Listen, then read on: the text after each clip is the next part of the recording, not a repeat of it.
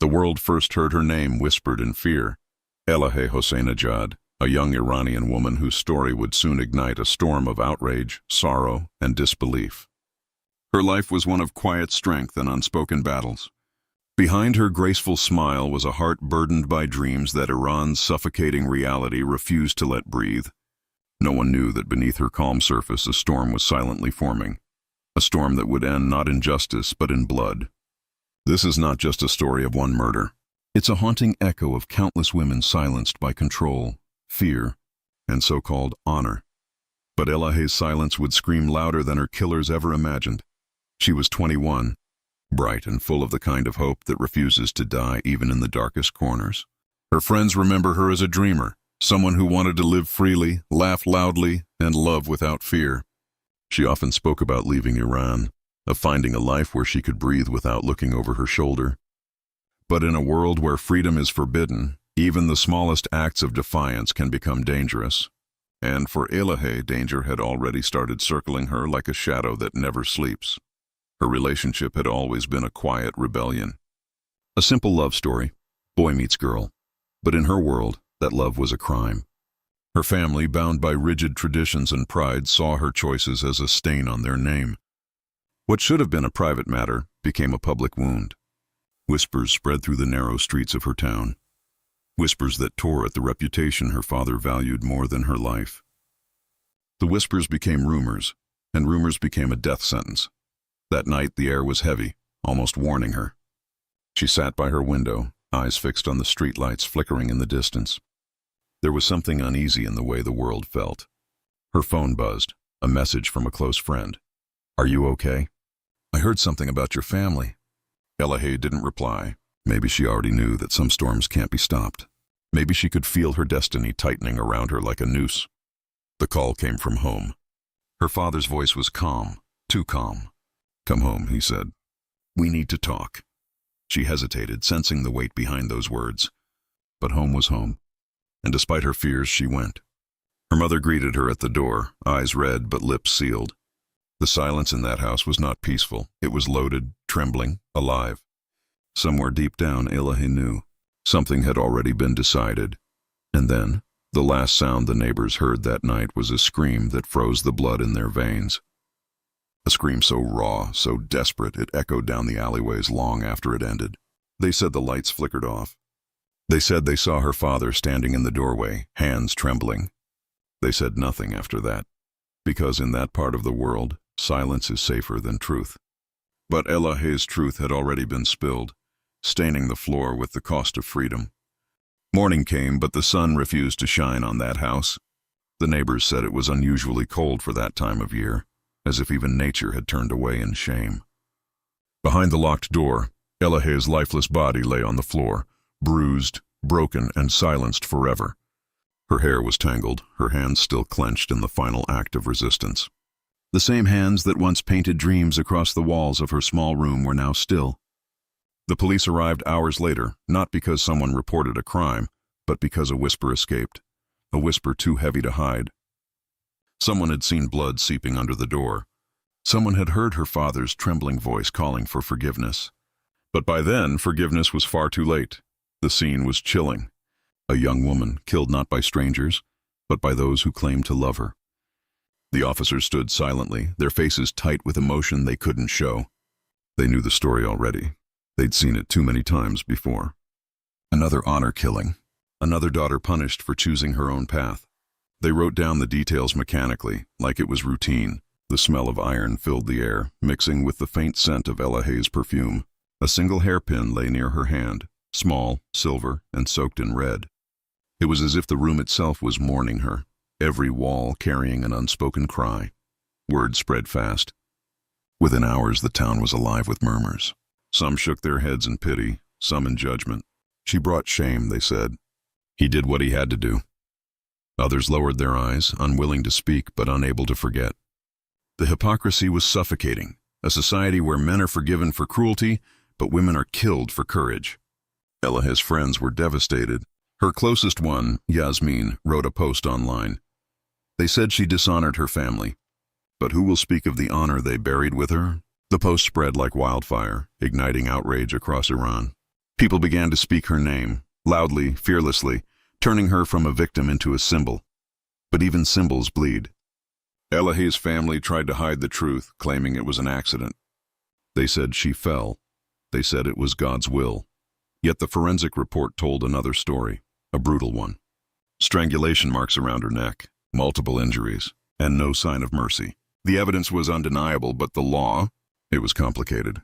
In Iran, an honor crime isn't treated like murder. A father killing his daughter can walk free, forgiven under a system that values reputation over a woman's life. And that's exactly what he planned to do.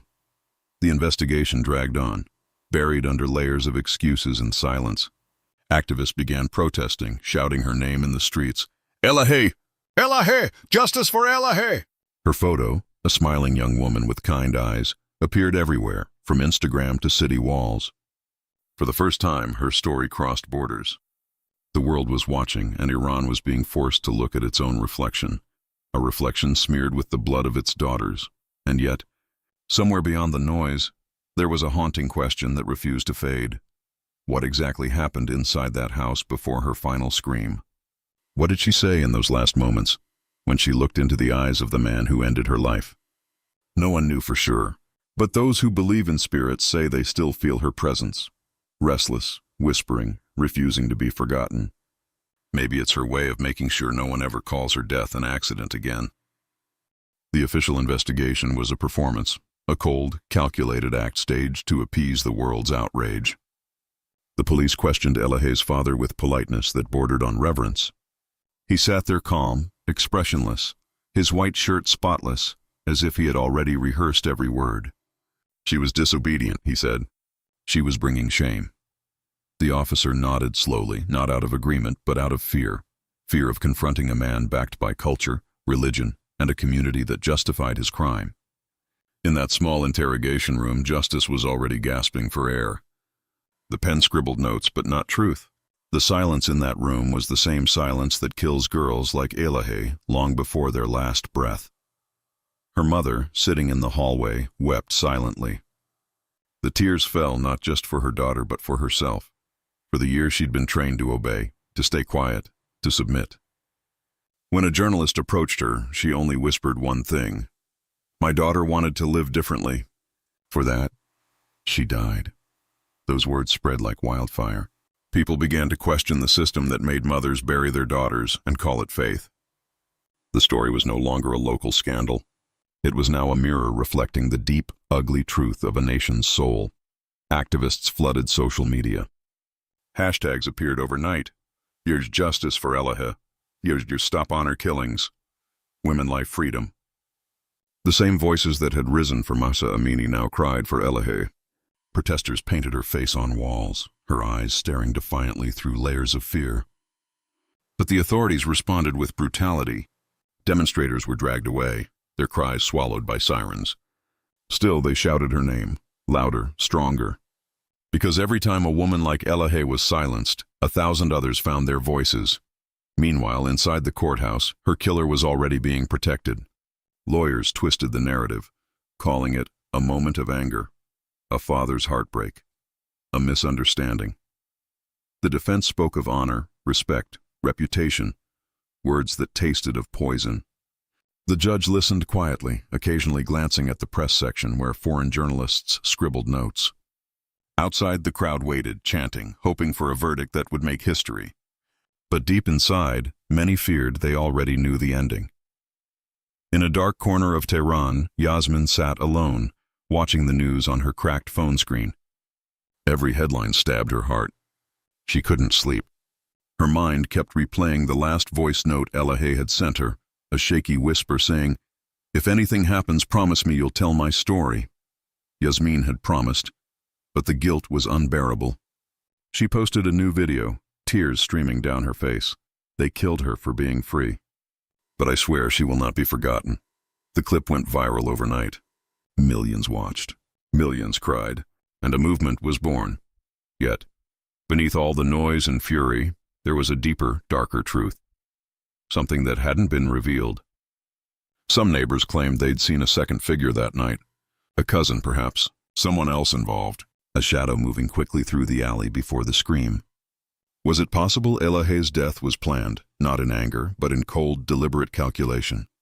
The thought chilled everyone who heard it. Because if true, it meant her death wasn't just a crime of passion, it was an execution. Days turned into weeks, but Elaheh's face refused to fade from people's minds.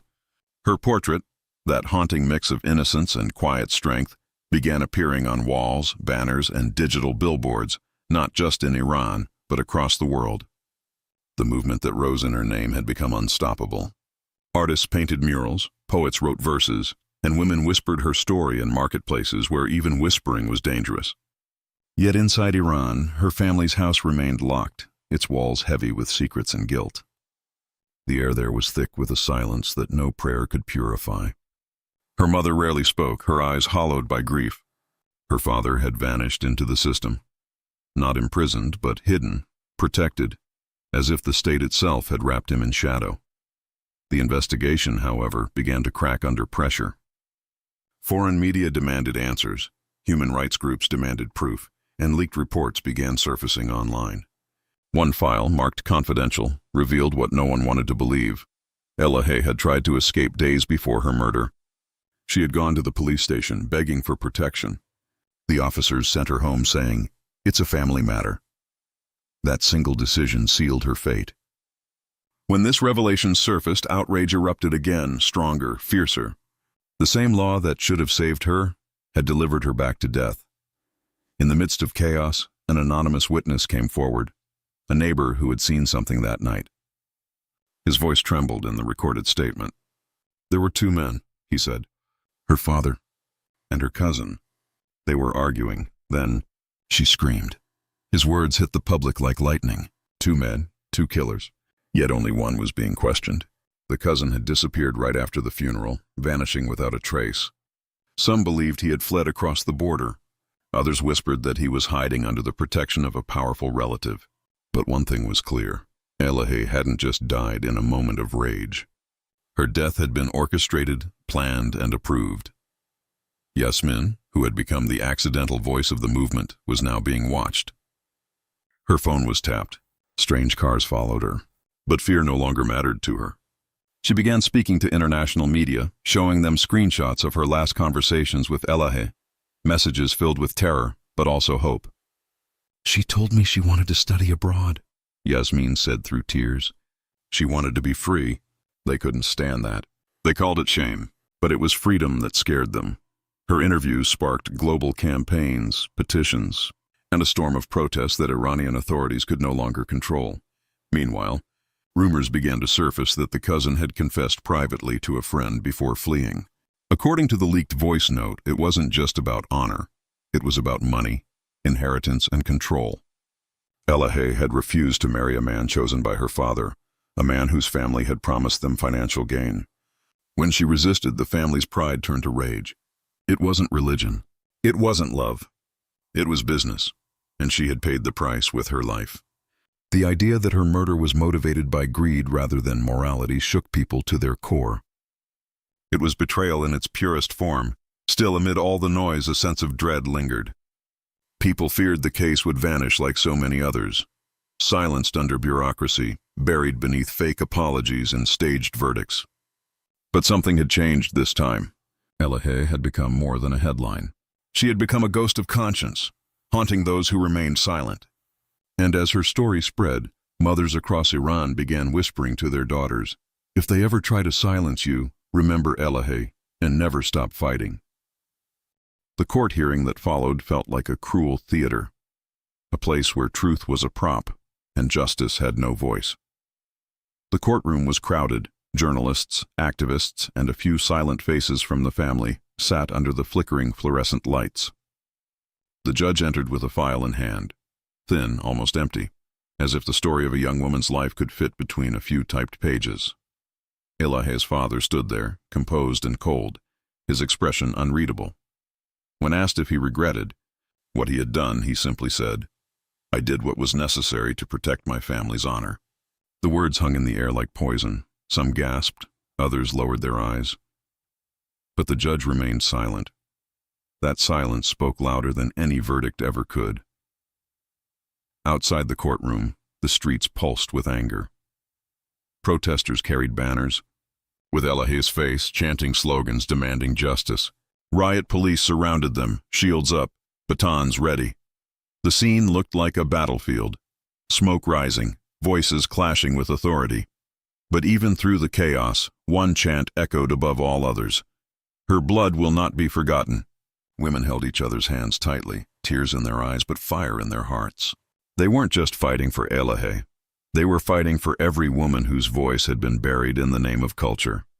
The trial dragged on for weeks. Each hearing revealed fragments of the truth, but never the full story. The cousin remained missing, yet evidence against him grew stronger. Anonymous witnesses reported seeing him with Elaheh's father days before the murder, arguing in the street. But the court dismissed the testimonies, calling them unreliable. Activists knew what that meant. The system was protecting its own. Every time hope rose, it was crushed beneath the weight of politics and corruption. It was like watching a slow, deliberate burial, not of a body, but of justice itself. Meanwhile, Yasmin was becoming a target. She began receiving anonymous threats, text messages warning her to stay quiet and let the dead rest. But she refused. "They can silence me," she told a reporter, "but they can't silence her story." Her courage inspired thousands of women across Iran to speak up about their own abuse, their own fear. Hashtags multiplied. Anonymous letters poured into media outlets. Each story carried a different name but the same pain. It was as if Elaheh's spirit had ignited a fire that could no longer be contained. One night, Yasmin received an encrypted email from an unknown sender. It contained a single image, a photograph of a car license plate and the words, "He's still here." Her heart pounded as she traced the number. It belonged to the missing cousin. He hadn't fled. He was living quietly in another province under a fake name. That discovery changed everything. She forwarded the proof to international journalists, and within days, headlines exploded again. The government could no longer pretend the case was closed. But with exposure came danger. The next morning, Yasmin found her apartment door slightly open. Nothing was stolen, but a small note lay on her kitchen table. It said only, "Stop digging, or you'll end up like her."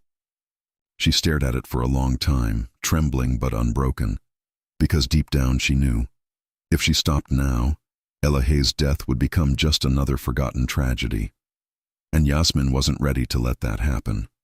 The discovery of the cousin's whereabouts sent shockwaves across the country. For months, authorities had claimed he'd vanished abroad, but now the truth was out. He'd been living freely under a new identity, shielded by distant relatives with political ties. The news spread faster than fire, forcing the government to act. Within days, security forces arrested him, or so they said.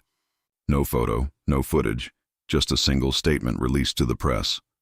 A suspect has been taken into custody for questioning. But the public had grown wiser. They demanded proof, not promises. They wanted to see the man who helped destroy a young woman's life. Yet, as usual, the system gave them only smoke and mirrors. Inside the capital, whispers of corruption grew louder. It became clear that Elaheh's case wasn't just about one family's cruelty. It was about an entire system built to silence women. Lawyers who dared to represent victims began receiving threats. Journalists were interrogated. One online news site that covered the story was suddenly suspended for national security reasons. Still, people refused to stop talking. Underground podcasts, anonymous pages, and encrypted channels kept Elaheh's story alive. Her face became a symbol, painted on walls, printed on t-shirts, carried in protests. To the regime, she was a danger even in death. To the people, she was a martyr of freedom. As pressure mounted, Yasmin agreed to a live interview with a global news channel. Sitting under bright studio lights, she looked calm, but her eyes burned with determination. "Elaheh wasn't the first," she said softly. "But if we stay silent, she won't be the last." Her voice cracked slightly when she spoke about the night of the murder, how Elaheh had called her hours before dying, saying she could feel something coming. When the anchor asked if she feared for her own safety, Yasmin smiled faintly. "Fear is what they use to control us," she replied. "But once you've seen your best friend buried for being free, fear loses its power." That single line went viral, turning Yasmin into an international symbol of resistance. But fame came with consequences. The next day, government agents appeared at her workplace. She was taken in for questioning, held for 2 days, and released without explanation. When she returned, she found her apartment trashed, her laptop gone, her notes missing. Yet somehow none of it broke her spirit. If anything, it made her stronger. She began secretly documenting every new lead, every inconsistency in the court documents. Her mission was no longer just about revenge. It was about truth, and giving voice to the hundreds of silenced women who had no one left to speak for them. Meanwhile, inside the courthouse, whispers began to surface that Elaheh's father was negotiating for leniency. In Iran's legal system, a father who kills his child can be exempt from the death penalty under Islamic guardianship laws. The thought made citizens furious. How can a father be forgiven for killing his own blood? A woman shouted outside the courthouse. If that's justice, then what is murder? The government began feeling the heat of international criticism. For the first time, there was talk of reform, whispers that the law itself might change. Elaheh's death had started a conversation that no one could silence anymore. But behind the hope, darkness still lingered. Late one night, Yasmin received a call from an unknown number. The voice on the other end was calm, almost polite. "You're very brave," the man said. "But bravery can be expensive." Then he hung up. No threats, no names, just that eerie tone. She stood by her window for hours after, staring into the empty street. Somewhere out there, the men who killed Elaheh were still free, still walking among those who called themselves righteous. And Yasmin knew this wasn't over yet. It was only the beginning of something much bigger and far more dangerous. Weeks passed, and the city's tension thickened like smoke no wind could clear. Every conversation, every street corner, every quiet home carried the weight of Elaheh's name.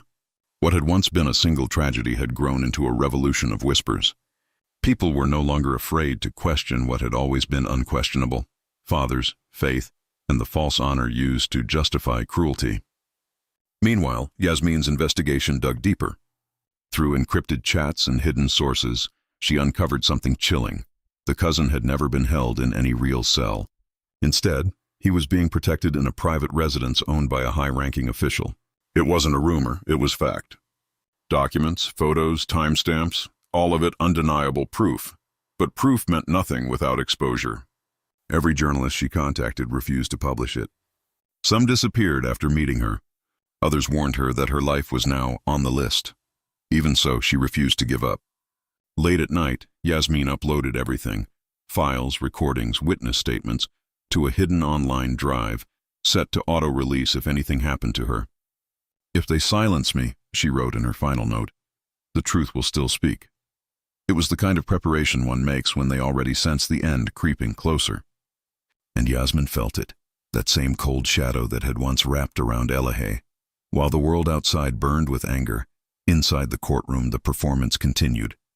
The father appeared again, older somehow, his hair grayer, but his eyes just as hard. He didn't speak much, only stared at the journalists sitting in the back. The judge read the charges like he was reading a grocery list. Murder, family dispute, domestic violence. No word of honor killing, no word of execution. It was as if the system was rewriting the story right before everyone's eyes, turning Elaheh's death into a domestic accident. And that was the breaking point. People flooded the streets once more, chanting her name until it echoed through the city like thunder. The protests this time were different, louder, braver, more desperate. Women cut their hair in the middle of the street, chanting, "Women, life, freedom." Men stood beside them, holding signs that read, "A daughter's blood is not your honor." Tear gas filled the air, sirens wailed, but no one moved back. Elaheh had become more than a name. She had become a movement. Even young girls, no older than 14, painted her initials on their wrists, whispering promises to never let her story die. Across the border, Iranian exiles marched in solidarity, carrying candles and her picture. For the first time, the world's spotlight turned fiercely toward Iran's unspoken war against its own women. Back in the city, Yasmin was on the run. Anonymous warnings had turned into physical threats. A brick smashed through her window one night with a note tied to it. "You were warned." She packed her documents, hard drives, and left her apartment before dawn. A friend helped her move between safe houses, but danger followed her like a scent. Despite the fear, she kept uploading updates online, her followers growing by thousands every hour. People called her Elaheh's voice, a title she both cherished and feared. Because she knew what happened to voices that refused to be silenced, they became targets. Then, one evening, she received another encrypted message. It contained a short, grainy video clip, just 7 seconds long. The camera shook, the lighting was dim, but Yasmin recognized the face instantly. It was Elaheh's cousin, smiling, laughing, holding a cigarette, alive, confident, untouched. The timestamp was only 3 days old. Yasmin's blood ran cold. The government had lied. They hadn't arrested him at all. He was free, protected, and mocking the world. She stared at the screen for a long time, tears filling her eyes, anger burning inside her like fire. At that moment, she made a promise to herself. She would not stop until every lie that killed Elaheh was exposed, even if it meant she'd meet the same fate. Rain poured over Tehran that night, washing the city but not its sins. Yasmin sat in a dim cafe, her hoodie pulled low, her laptop open, her fingers trembling over the keyboard. The glow of the screen reflected off her tear-streaked face as she drafted the post that would change everything. She uploaded the video of Elaheh's cousin, the man the government had claimed was in custody. Within minutes, it went viral. Screens across the world lit up with his smirking face and the caption, "This is what justice looks like in Iran." Thousands shared it, tagging international media, human rights groups, and world leaders. The regime's carefully built facade cracked wide open. The truth was out, and this time there was no burying it. The backlash was immediate.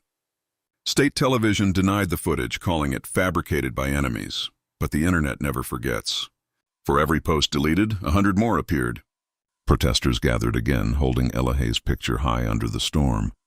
"They killed her for being brave," one woman shouted through a megaphone, "and now they hide her killers behind lies." The crowd roared back, voices trembling with fury. Riot police arrived within minutes, but this time the people didn't scatter. They stood their ground, soaked in rain and defiance, chanting her name like a prayer that refused to die. Inside government offices, panic spread. Officials scrambled to control the narrative. Orders were sent to silence Yasmin once and for all. Her name appeared on an internal list labeled agitators. Late that night, while the city slept, black cars moved through the narrow streets toward her last known location. But Yasmin had already disappeared.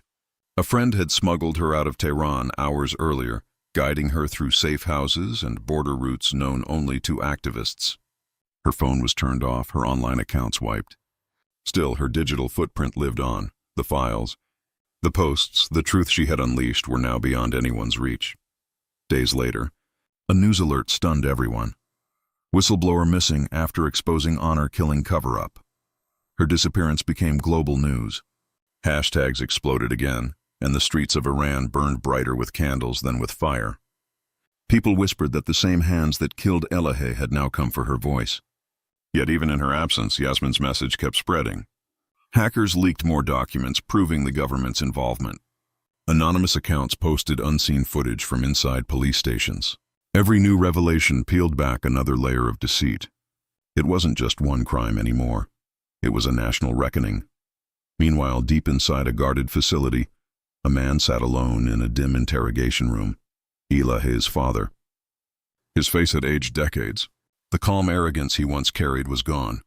Rumors said the regime, desperate to quiet the protests, had turned against him. A necessary sacrifice, they called it behind closed doors. For the first time, he was truly alone, abandoned by the same system he thought had protected him. And maybe in those silent hours he realized the weight of what he'd done. Maybe he finally heard her scream echoing back to him through the walls. But outside those walls, Elaheh's name had become immortal. Her story was no longer just about death. It was about awakening. Young girls began writing her name on their wrists as a symbol of courage. Artists painted her face beside Mahsa Amini's on city walls, their eyes blazing through the smog. Every chant, every march, every whispered prayer carried her spirit forward. Elaheh was gone, but her voice, multiplied through millions, was unstoppable. The world had heard her now, And once truth finds its voice, silence becomes impossible. Weeks turned into months, and Iran pulsed with unrest like a wounded heart refusing to stop beating.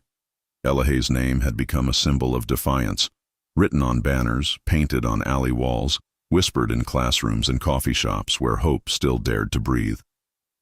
The government tried everything: censorship, arrests, threats. But the story had already escaped their grasp. It lived in people's hearts now. Even the smallest towns began to hold secret vigils for her. Candles flickered in windows, each one representing a daughter, a sister, a friend who never got to live freely. And somewhere in those flames, people believed Elaheh's soul was finally finding peace, not through justice, but through remembrance.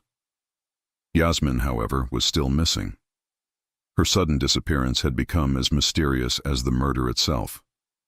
Some believed she had fled to Turkey. Others whispered that she had been taken, silenced forever. But then an encrypted post appeared online under her old username. No words, just a single image. Elaheh's favorite necklace lying on a cracked marble floor.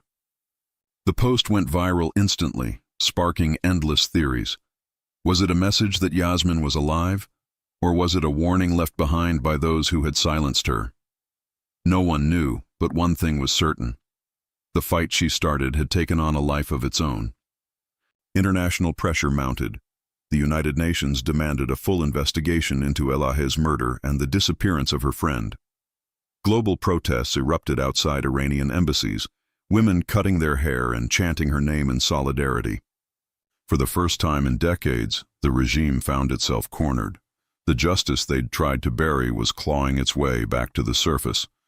Foreign journalists began publishing leaked memos, showing how authorities had covered up the murder to protect family honor. The truth was ugly, undeniable, and public. Iran was being forced to confront its own darkness under the world's gaze. Inside Iran, a quiet revolution brewed. Women no longer hid behind walls of fear. They walked unveiled, shoulders straight, eyes unflinching. Teachers told their students Elaheh's story as a lesson of courage. Mothers whispered her name to newborn daughters, promising they would grow up in a freer world. It wasn't about rebellion anymore. It was about survival, about reclaiming the right to live without fear. Every act of defiance became a tribute to the girl who had dared to dream of something simple: freedom. Then one night, something extraordinary happened. In Tehran, a massive digital projection lit up the side of a building. Elaheh's smiling face glowing against the darkness. Beneath it, in bold white letters, were 3 words: "She still speaks." Authorities rushed to shut it down, but by the time they did, the image had already gone viral. The world watched in awe. It was more than art. It was a declaration. Elaheh's story was no longer a tragedy. It was a revolution. Yet amid the global noise, her family home stood abandoned, untouched since the night of the murder. The neighbors said they sometimes heard footsteps inside, faint and slow, a flicker of light through the cracked windows. No one dared to enter. Whether it was guilt or grief haunting that place, no one knew. But people believed that her soul lingered, not in sorrow, but in defiance, waiting for the day when her story would finally end with the justice she was denied in life. The night of the anniversary arrived. 1 year since Elaheh Hosseinnejad's murder shook Iran and echoed across the world. Thousands gathered in silence in Tehran's Freedom Square, their faces lit by candlelight, their voices hushed by reverence. No one dared to speak her name too loudly, but everyone knew why they were there. Posters of her face, her smile, her dreams, they were everywhere. A sea of people stood shoulder to shoulder, united by pain and hope. The air was thick with the scent of wax and smoke, the sound of distant sirens mingling with whispered prayers. Somewhere among them, a figure in a black hood moved quietly, clutching something close to her chest, a worn photograph and a necklace. It was Yasmin. She had returned. As she stepped into the square, her heart pounded. A year of hiding, of fear, of running from shadows. It had all led to this moment. She took a deep breath and walked toward the small stage where activists were reading poems dedicated to women lost to violence. When her turn came, she didn't read from paper. She simply raised the necklace, Elaheh's necklace, high above her head. The crowd gasped. Then, in a trembling voice, she said, "They can silence one voice, but not a generation." Her words cracked through the silence like lightning. For a second, time froze. Cameras flashed.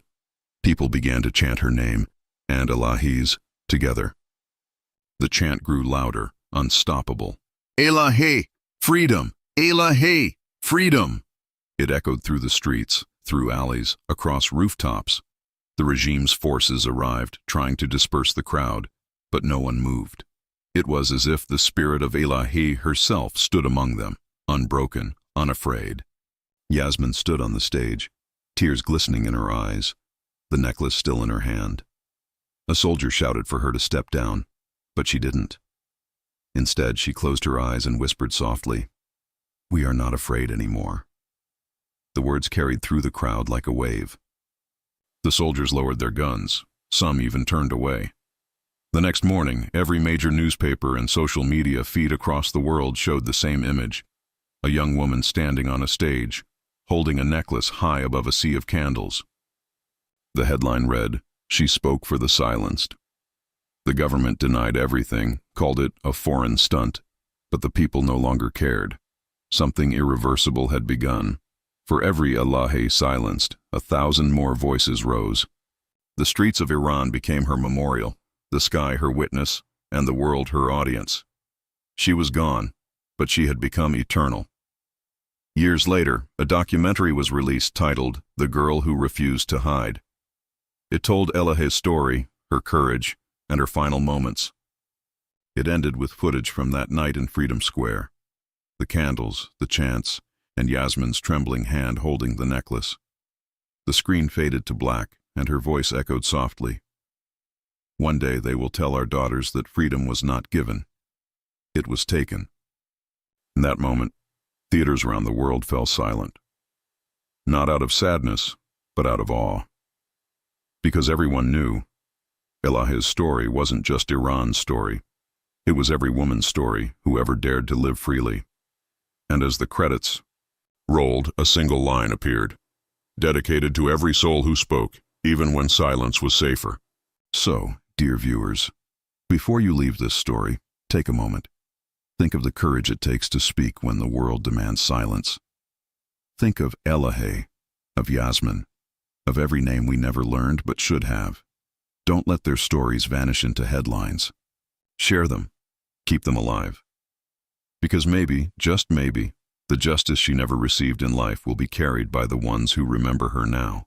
You. Subscribe for more stories that the world tried to forget. And together, let's make sure their voices never fade away. Goodbye. But tell me, do you believe that truth can ever truly be silenced?